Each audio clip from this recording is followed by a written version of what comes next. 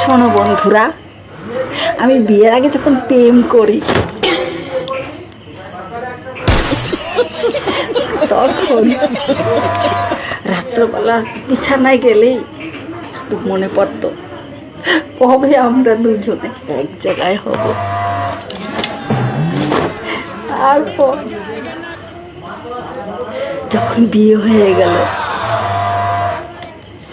তারপর ভাবতাম আমাদের দুজনের মাঝখানে কবে একজন আসবে।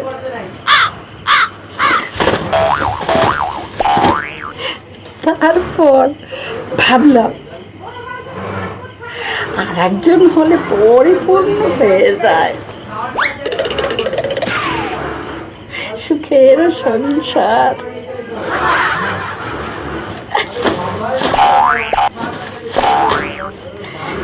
তারপর মনে হয় যেন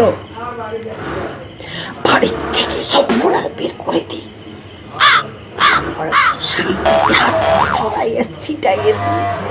শান্তিতে ঘুমায়।